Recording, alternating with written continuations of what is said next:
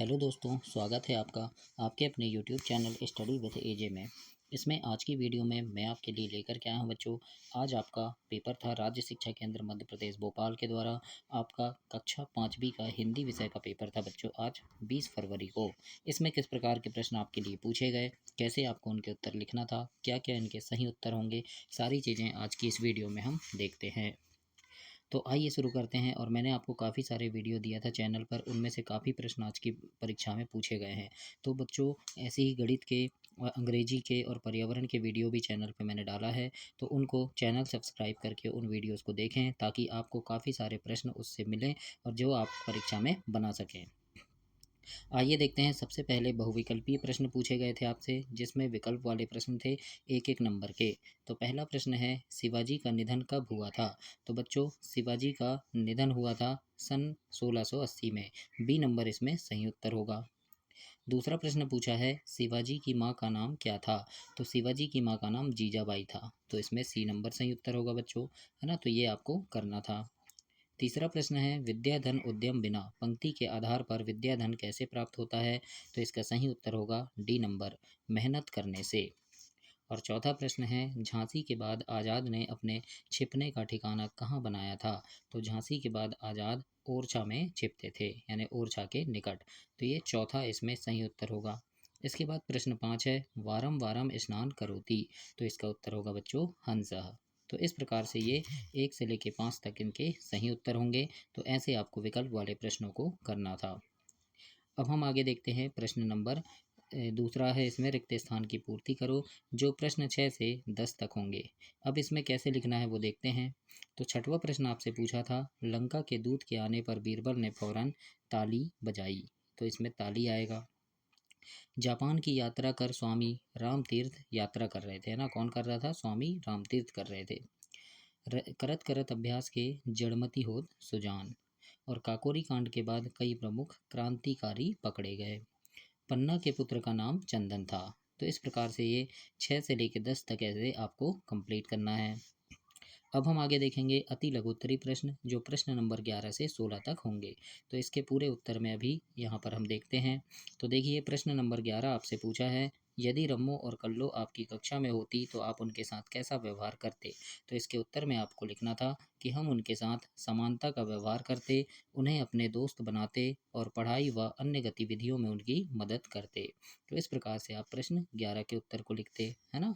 तो ये भी प्रश्न मैंने आपको बताया था आईएमपी प्रश्नों की वीडियो में, तो ये प्रश्न पूछा गया है ना। तो ऐसे काफ़ी सारे वीडियोज़ हैं बच्चों, और शुभकामनाएं हैं आपको कि बहुत अच्छे नंबर से आप पास हों। तो सारी वीडियो आप देखिएगा, गणित के, अंग्रेजी के और पर्यावरण के भी मेरे चैनल पर डले हैं।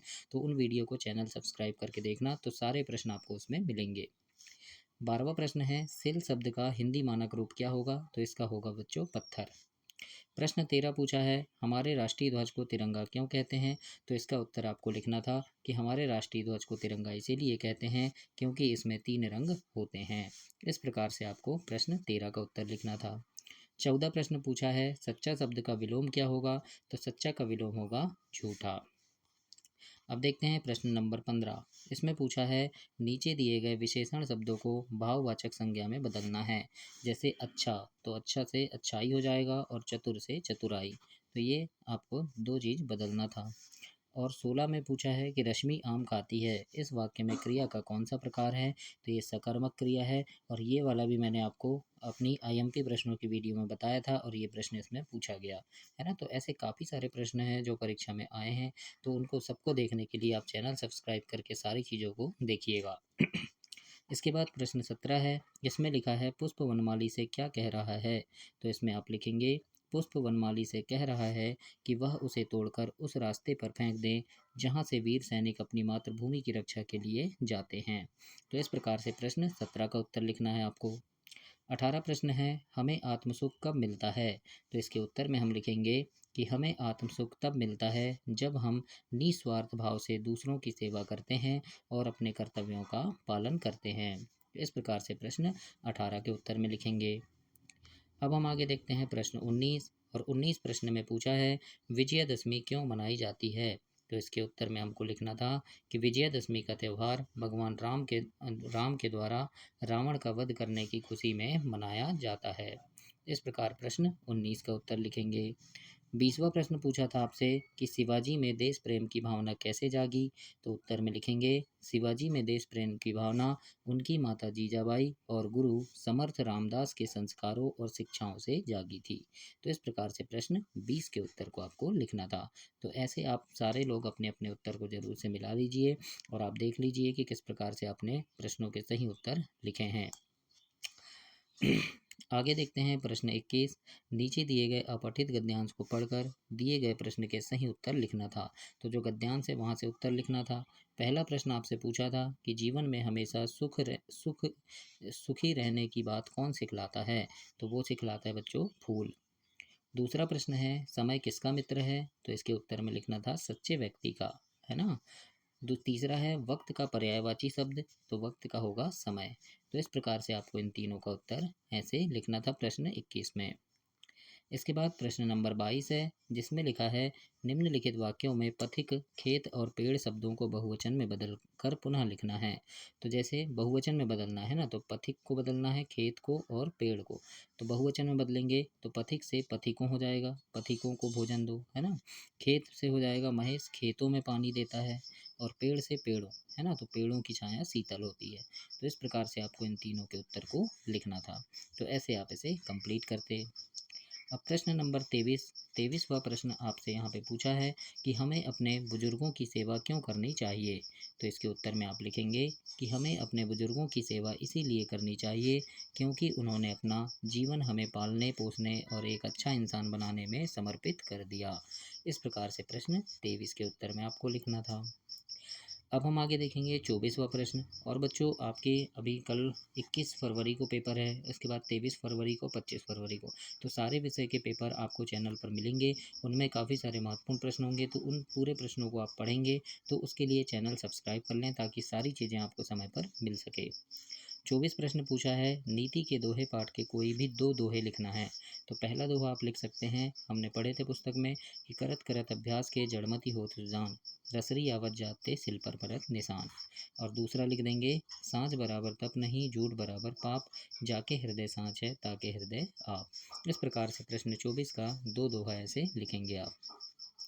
इसके बाद प्रश्न नंबर 25 यहाँ पूछा है कि अपने कक्षा अध्यापक को अवकाश हेतु 3 दिवसीय प्रार्थना पत्र लिखना है ना। तो यहाँ पर छुट्टी के लिए आवेदन पत्र आपको लिखना है। तो ये तो आपको लिखते बनता होगा कि किस प्रकार से लिखना है, ये मैंने बताया भी था आपको, है ना। जैसे सेवा में श्रीमान, है ना, कक्षा अध्यापक या प्रधानाध्यापक। फिर यहाँ आप स्कूल का नाम लिखेंगे, फिर अपने गाँव या शहर का नाम। विषय में लिखना है 3 दिन के अवकाश हेतु प्रार्थना पत्र, है ना। फिर ऐसे लिख सकते हैं सविनय निवेदन है कि मैं, है ना, यहाँ पर आपका नाम, फिर आपके कक्षा का छात्र हूँ। तो इस प्रकार से आप इसे कंप्लीट लिखेंगे। इसके बाद देखते हैं प्रश्न 26। इसमें आपसे पूछा है कि किसी भी एक विषय पर 5 वाक्य लिखना है, निबंध, है ना। तो मेरा विद्यालय या गाय या दीपावली, तीनों में से कोई भी विषय पर लिखना है। तो जैसे मैंने यहाँ गाय पर लिख कर दिखा दिया कि गाय पर 5 वाक्य। तो गाय एक पालतू जानवर है, गाय हमें दूध देती है ना, जो पौष्टिक होता है। भारत में गाय को गौ माता कहकर पूजा जाता है। गाय के गोबर का उपयोग खाद और ईंधन के रूप में किया जाता है। और गाय बहुत शांत स्वभाव की होती है। तो इस प्रकार से आप प्रश्न 26 तक लिखकर ऐसे कंप्लीट करेंगे।